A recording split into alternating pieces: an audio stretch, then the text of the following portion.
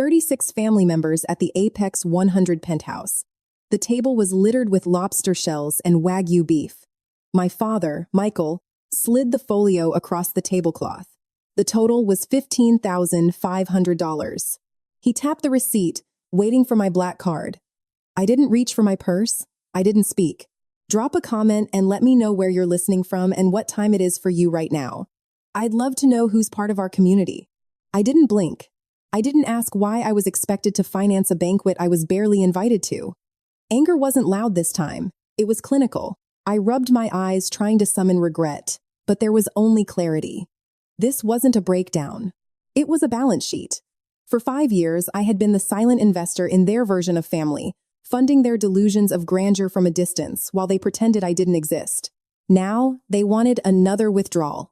They viewed my bank account as a communal asset, an endless line of credit secured by the simple biological accident of my birth. But my father had made a critical miscalculation tonight. He assumed the venue was neutral ground. He assumed Apex 100 was just another luxury restaurant in the heart of Chicago. He believed the environment gave him leverage, assuming I would quietly pay to avoid a public scene. I raised 2 fingers. The general manager, a man named Marcus, who had been nervously hovering near the wine cellar, approached immediately. His posture was impeccably stiff, his eyes darting between the excessive mess my relatives had made and my completely empty plate. My family watched with smug satisfaction. My sister, Madison, actually leaned back in her chair and sipped her champagne, assuming I was asking for a pen to sign my life away. The rest of the table settled into a comfortable silence, eager to watch the transaction complete. I leaned in and whispered 3 sentences to Marcus. My firm holds the majority stake in this real estate group, and I am the primary beneficiary. Consider this a priority directive. Comp their sparkling water, void the gratuity, and drop the $15,500 check directly into my father's lap. Sentence 3. If they cannot provide a valid form of payment within 10 minutes, have security personnel block the exit points and hold them for a formal statement regarding theft of services. Marcus's eyes widened for a fraction of a second before his professional mask slid perfectly back into place. He gave a crisp nod, pivoted on his heel, and walked directly toward my father. I stood up, smoothing the fabric of my coat. The silence at the table was sudden and heavy. Michael finally looked at me, his hand still extended over the empty space where he expected my credit card to be. I didn't offer an explanation. I didn't offer a dramatic farewell or an emotional outburst. Their account was officially overdrawn, and I was initiating the foreclosure. I turned my back on the 36 people who shared my DNA and walked toward the private exit. I stepped into the elevator just as Marcus placed the leather folio firmly onto Michael's chest. The heavy doors slid shut on the exact moment the realization hit them. They weren't shocked by what they had done. They were shocked that I had stopped playing along. The drive back to my actual residence was exceptionally quiet. The city lights of Chicago blurred past the tinted windows of my car, reflecting a world built on contracts, equity, and logical exchanges.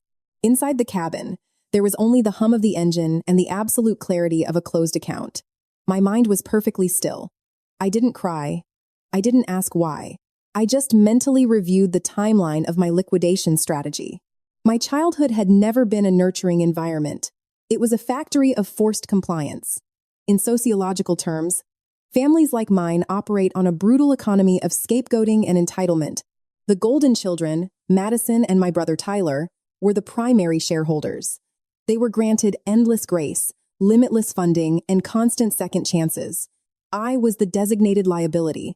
Every dysfunctional family needs a repository for their failures, a scapegoat to carry the burden of the group's toxicity, so the golden children can maintain their unearned shine. For decades, they had carefully constructed a false narrative to keep me compliant. They convinced me that my baseline existence was a debt I had to continuously repay. When I lived in a damp studio apartment eating rice and beans, I was wiring portions of my entry-level salary to cover Tyler's luxury car lease.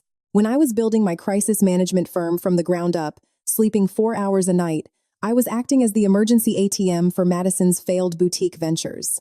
They normalized the financial abuse so thoroughly that paying for my own exploitation felt like a standard family obligation. I was conditioned to believe that purchasing their affection was my only utility. But tonight's dinner wasn't about celebrating a family reunion. It was a calculated audit. They needed to test the limits of their golden child entitlement.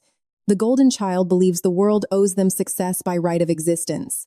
The scapegoat is taught they must purchase their right to exist at a premium. They required a massive public display of my submission to validate their hierarchy. They ordered the Wagyu and the imported lobster not because they were hungry, but because the cost of the meal was the exact price of my humiliation.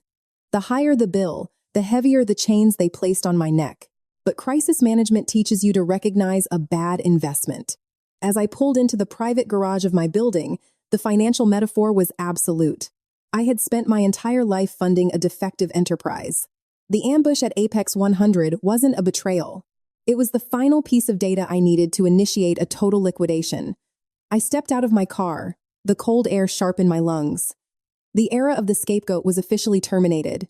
My phone transformed into a synchronized distress beacon exactly 14 minutes after I left the penthouse. I set the device on my kitchen island, walked over to my espresso machine, and began the methodical process of pulling a macchiato. The notifications illuminated the dark marble countertops with a relentless, flashing rhythm. The screen vibrated continuously, a physical manifestation of their collapsing reality. I didn't silence the device. I let it ring. I wanted to witness the precise timeline of their panic. The first wave of communication was entirely from my father. Michael's messages were frantic, filled with spelling errors and demanding directives. He commanded me to return to the restaurant. He ordered me to call the general manager and fix the misunderstanding. He claimed that the venue security team was detaining them in the lounge, and that my behavior was unacceptable, selfish, and deeply humiliating to the family name. When his demands went unanswered, the strategy shifted. The second wave came from Madison. Her texts were pure vitriol, stripped of any pretense of sisterly affection. She called me a sociopath. She accused me of staging the entire evening just to humiliate them in front of the extended family. She detailed how I had ruined the evening and permanently destroyed any chance of us having a normal relationship. I poured the steamed milk into my espresso, watching the white foam cut through the dark espresso. The contrast was satisfying. It was a perfect, controlled pour. The third wave was the most predictable. It was the escalation of hostility from Christian, my brother-in-law. Christian fancied himself a corporate heavyweight, a man who navigated boardrooms with aggressive mediations. His voicemails were essentially poorly constructed legal threats. He promised to leverage his corporate connections to dismantle my crisis management firm. He vowed to blackball me in the Chicago financial sector, swearing he would make sure I never secured another high-tier client again. He demanded I pay the $15,500 immediately or face complete professional ruin. I took a sip of my macchiato. It was perfectly balanced. They were trapped in a luxury cage of their own making, surrounded by empty champagne flutes and the undeniable reality of their own poverty. The venue security team was likely documenting their identification, demanding full payment, and forcing 36 people to empty their wallets to avoid being banned from the premises and facing civil litigation. I watched the incoming messages stack up on my screen. 112 texts, 14 voicemails, 30 missed calls. They were experiencing a complete digital meltdown. They were lashing out, grasping for the control they assumed they still held over me. But their threats held no leverage. Christian's corporate connections were mid-level managers at failing logistics firms. Madison's social standing was a house of cards financed by credit debt. Michael's authority was a ghost. I sat at my island, unemotional and detached, monitoring their collapse like a stock ticker plummeting toward zero. People fundamentally misunderstand the nature of crisis management. They assume it is about apologizing, mitigating damage, and erasing mistakes to keep a brand afloat. But I am a crisis architect. I do not just manage scandals, I engineer them. I restructure leverage. When a corporation is fundamentally corrupt, you do not apply bandages. You initiate a controlled demolition. I carried my coffee to my home office, a sterile room defined by glass walls and secured servers.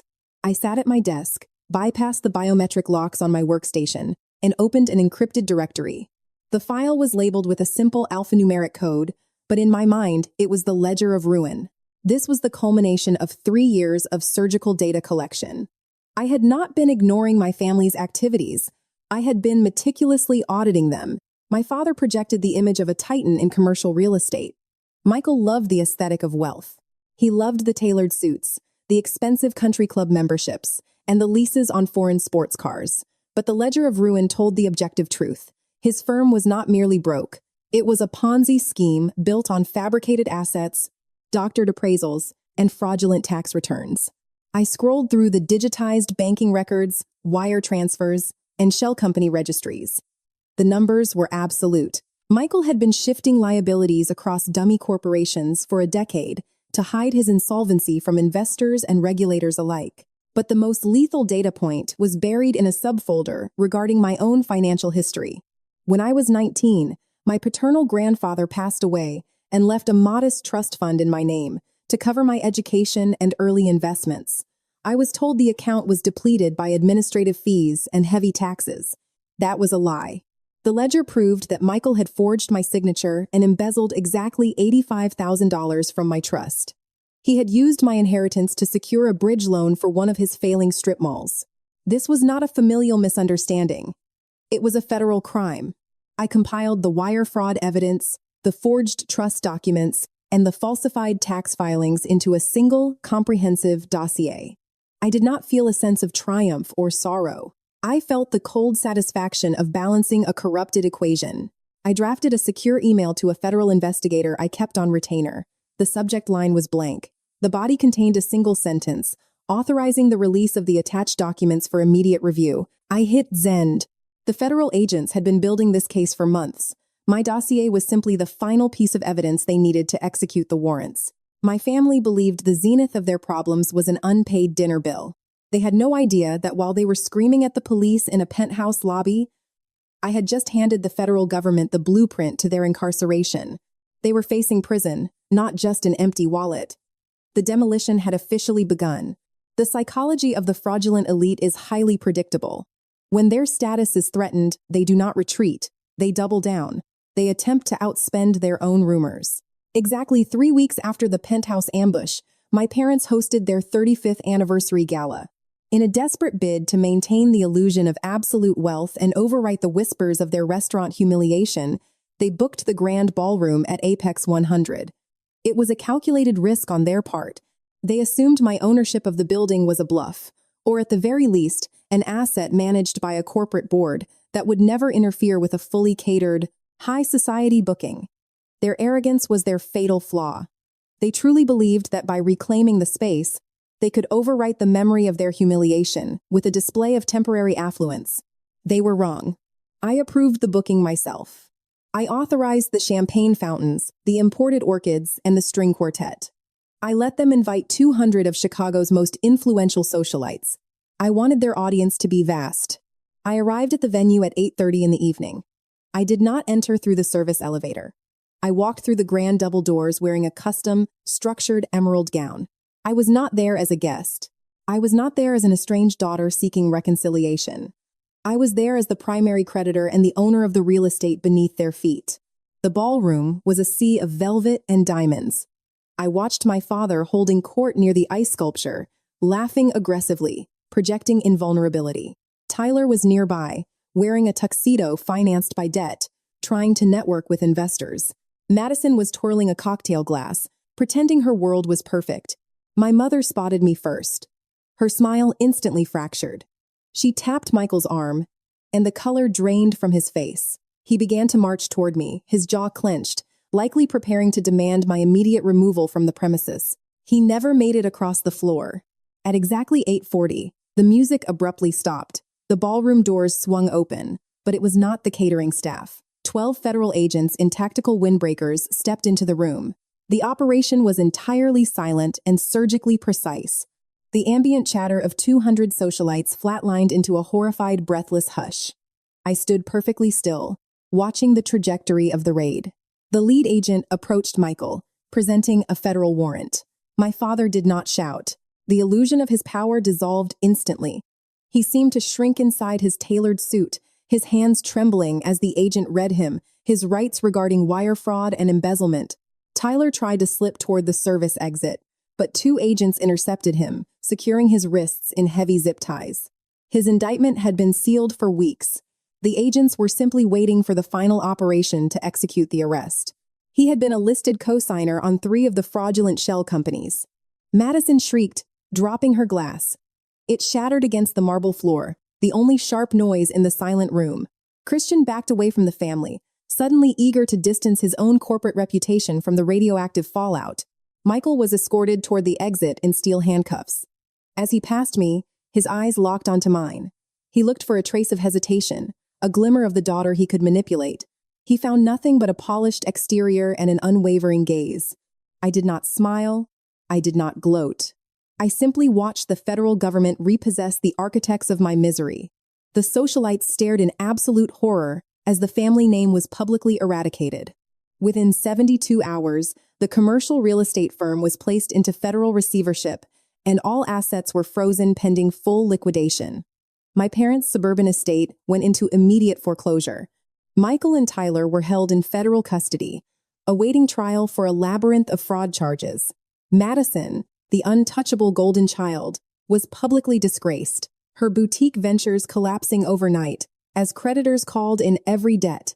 The family was rendered entirely destitute. I stood in my corner office, looking out over the Chicago skyline. The glass was cool against my fingertips. The city was a grid of light and structure, moving forward with total indifference to the empire that had just been dismantled. For the first time in 28 years, the air around me felt entirely clear. There were no frantic phone calls to ignore, no financial demands to deflect, and no invisible ledgers of guilt to balance. Society conditions us to believe in the fallacy of biological debt. We are taught that sharing DNA creates an unbreakable contract, an inherent obligation to endure toxic behavior, financial parasitism, and emotional sabotage under the guise of family loyalty. We are programmed to believe that we owe our parents our sanity simply because they provided our existence. But biology is not a contract, it is merely a starting point. Debt requires a mutual exchange of value. When a relationship only exacts a toll, it is not a family bond. It is an extortion racket. I realized, looking out at the city, that the only thing I had truly inherited from my bloodline was my own agency. They had inadvertently forged my resilience. By making me the outsider, they had forced me to build my own fortress. By trying to bankrupt my spirit, they had taught me how to audit human behavior with ruthless precision. I had not lost a family. I had excised a liability. I was finally, unequivocally free. I've come to realize that holding on to the anger would only keep their accounts open in my mind, taxing my own peace. Forgiveness, in this context, wasn't an act of kindness. It was simply the final entry required to permanently close their ledger. I don't forgive the crimes they committed, but I forgive myself for believing I had to endure them. I have released the burden of trying to belong to people who never truly wanted me. My sanctuary is quiet now, and I wouldn't trade this silence for anything in the world. If you've ever had to draw a hard line to protect your own life, share your story below. You aren't alone, and you aren't the villain. Subscribe for more stories of resilience.